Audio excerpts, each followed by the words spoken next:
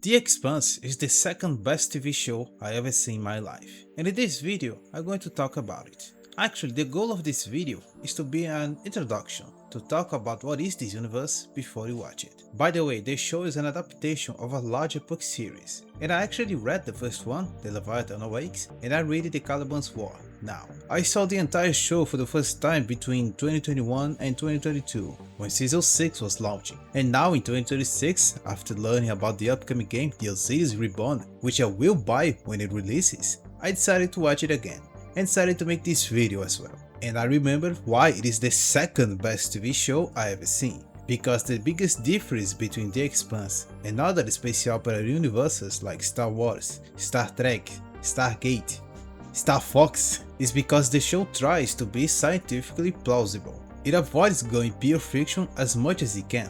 What you see the most is artificial gravity and FTL travel, two things that are impossible with the current understanding of physics. Therefore, they don't exist here. Actually, almost the entire show takes place in the solar system, and that's what I like, because the solar system is a familiar place for those who enjoy astronomy. We know what is Mars, what is Jupiter, etc. Unlike Star Wars, which invents a new planet every time there is a new story. Which isn't bad, it just kills the familiarity, right? The show takes place a few centuries in the future. According to the wiki, it is the 21st century, and humans have colonized almost everything in the solar system, enough to make space colonies with millions of inhabitants. And where there is people, there is problems. Earth is still the largest center of power in the system, with 30 billion inhabitants, and is governed by a global authority of the United Nations. Mars was one of the first places to be colonized, and now centuries later it gained independence and now competes with Earth for dominance of the solar system. And finally there is the beyond, the asteroid belt, and the colonies of the gas giants, which are occupied by Earth and Mars. These are mostly resource extraction colonies, which have taken to the inner planets as they come. It is like the Americas of the colonial period. The inhabitants don't like this and joined the OPA, the Outer Planets Alliance, which tries to establish itself as the third major political force of the solar system. And this is the general picture. Let's focus on the details, because the devil is on the details. At some point in the past, the climate change became too severe, sea levels rising, disasters, crises, etc. All while space colonization continued. At some point, world governments ceded authority to international organizations, especially the UN, to manage this global crisis and also to manage space exploration. Exactly what is not happening in real life. Anyway, Earth in the present still persists, it's still humanity's home sweet home, the only place in the system with a breathable atmosphere, where you can go out without a suit, but it hasn't escaped the consequences of climate change. It even shows several times that sea levels have risen, and coastal cities like New York have these walls protecting them from the sea. And thinking about it, these walls have to be strong as hell to hold the weight of the sea. Despite this, Earth has 30 billion inhabitants. However, advances in automation and other things makes half of the entire population unemployed, which means they don't have access to truly productive jobs. And to support these people, the government pays a kind of universal basic income to everyone who doesn't work, simply called basics. Above the Earth, the moon is also fully colonized. Not only that, but it's also under complete jurisdiction of the UN, so its citizens have all the rights and duties of Earth citizens, and it functions as a commercial gateway between Earth and the rest of the solar system, also becoming an industrial hub for spacecraft construction, which in reality is what you imagine will happen in real life. You see, the script for this video was written after the Artemis 2 mission landed. And as you know, the goal of the Artemis program as a whole is to land humans on the moon again, and to build the Gateway Station, precisely to facilitate sending missions to the rest of the solar system. And this is a real thing that the writers brought to the show. Not only the show, but the book series, which were written years ago, and that's why I like this show. However, not everything is easy to Earth. Let's talk about Mars.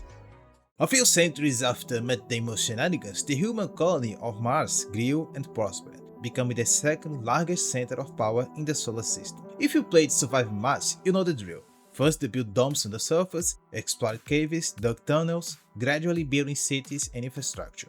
Eventually, the colony wanted autonomy. It was a serious crisis in the past, then a Martian called Solomon Epstein invented a new type of fusion drive, allowing travel between planets in a matter of days, at a time when a trip between Earth and Mars took months. It is the equivalent of the invention of the steam engine. In the past, we needed sails, depending on the strength of the winds and the ocean currents, and suddenly you can go to any direction much faster.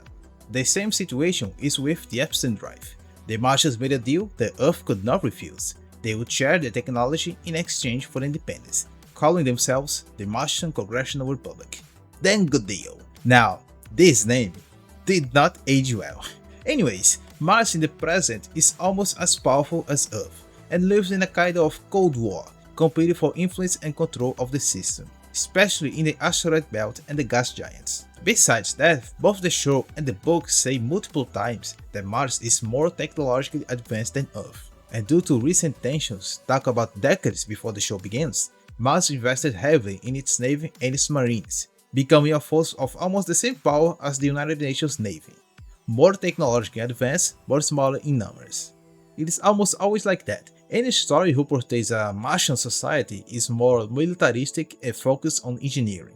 Although the Martian Congressional Republic in itself is not a dictatorship, like the SDF.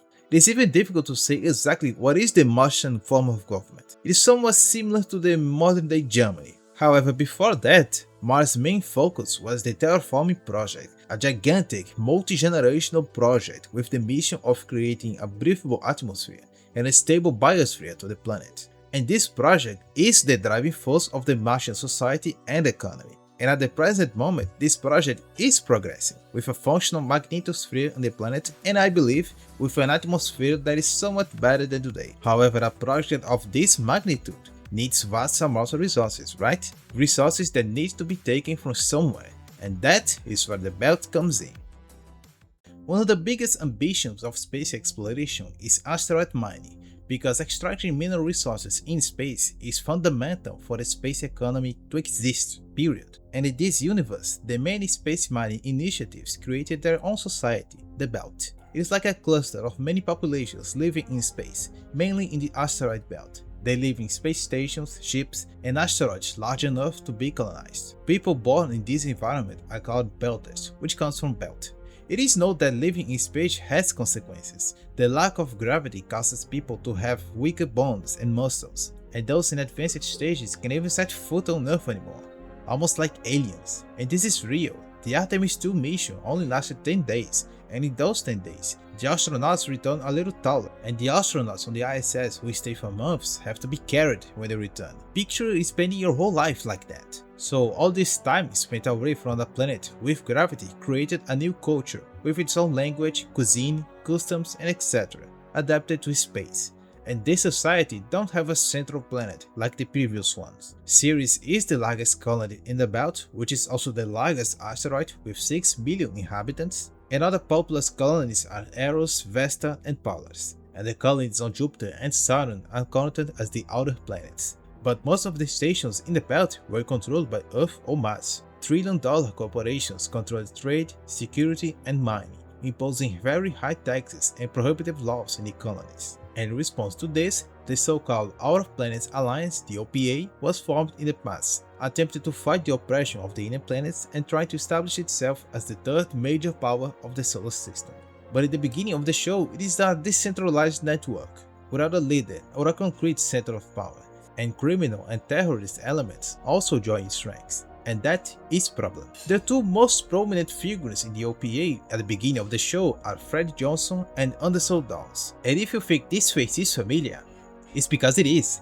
It's Valery Legazov from Chernobyl. You see, the first time I saw this show, I'd never seen this guy before, so whatever. Then after watching Chernobyl and then Foundation, I realized he is here. And in The Expanse, he's the head of the OPA in series, and he works alongside Fred Johnson, a former colonel of the UN Marines, director of the Tycho Manufacturing Engineering, the largest engineering and construction company in the belt, owner of the Tycho station and currently building a generational ship called the Nauvoo, under contract with the Mormons. Yes, the Mormons are here, and it's the largest ship in human history, whose mission is to make the first manned journey to another star system, sponsored by the Mormons. Honestly, it is something they will actually do. We're not in Dune. Almost the entire show, about 95%, takes place in space, and a lot of things are completely different in space. Firstly, gravity. When you are far from a planet, you face microgravity or zero G. You're still going to some direction, but there is nothing holding you back, so you float, and that is bad for your health. It is also too difficult to edit, so most movies and shows solve this with artificial gravity, and don't even explain how it works, it's just there. But since the Expanse's goal is to be realistic, the spaceships make gravity by acceleration. Excuse me, physics lesson. According to Isaac Newton's laws, an object at rest tends to stay at rest unless a force acts upon it.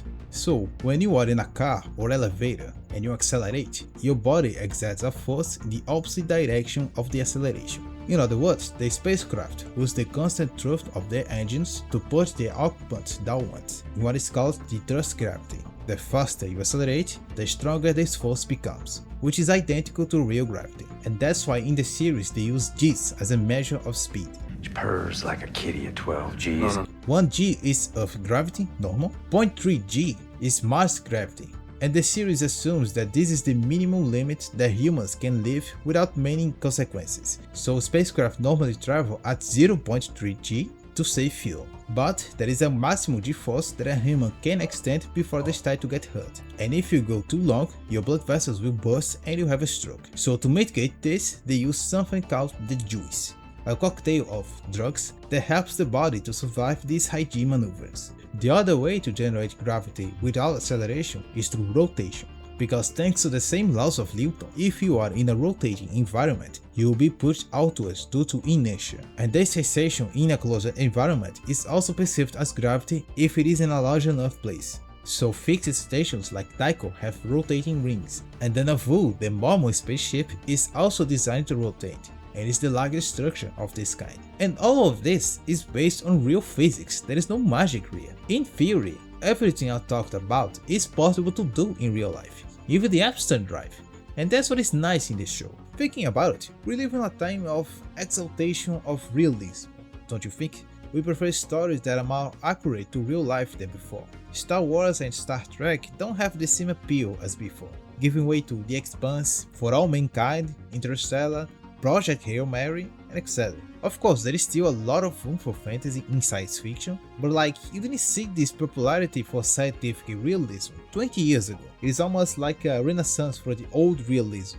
But this is something I'm not expert, so I'll stay quiet. Actually, I'm going to make another video talking about the pilot episode of The Expanse, because this episode is perfect. Perfect, down to the last minute details. I've seen this episode 4 times. And it has many clues about what comes next, almost like Game of Thrones, and at some point in the future this video will come out. Thank you for watching, until the next time.